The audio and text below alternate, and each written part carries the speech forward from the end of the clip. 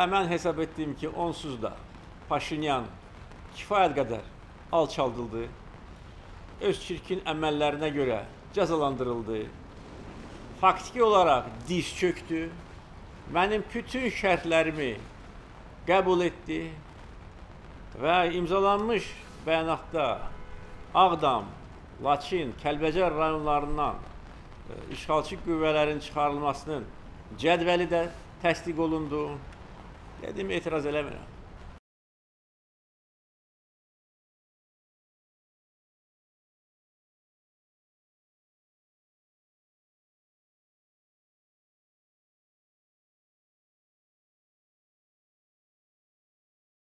Paşinyan, sən harda imzalamısan bu sənədi?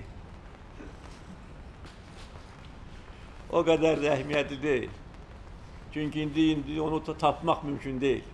Heç kim də soruşa bilməz. Ay Paşinyan, sən harda bunu imzalamısan? İşğaldan azad edilmiş torpaqları biz yenidən həyata qaytaraq. Minalar döşəyib.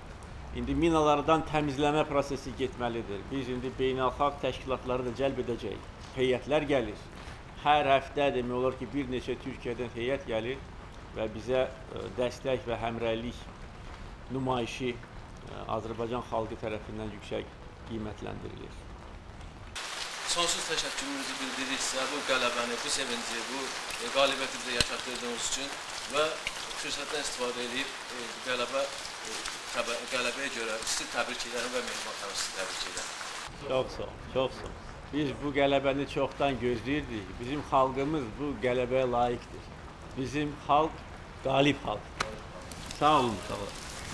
Harda yavrum? Tərpə su boğuşan. Su boğuşan bizim qələbimiz. Harda yaralanmış? Qızıl istiqamətdə, Qərəfəndə istiqamətdə. Ana boylasının başı ekranlanmır. Harda yaralanmış? Cəbrayil istiqamətdə. Sən harda yaralanmış? Cəbrayil.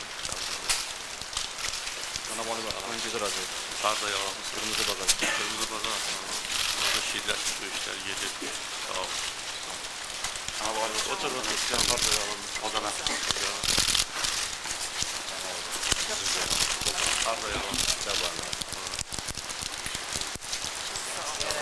Harda yaralanmış? Hocam. Sağ olun. Çok sağ olun. Ateş!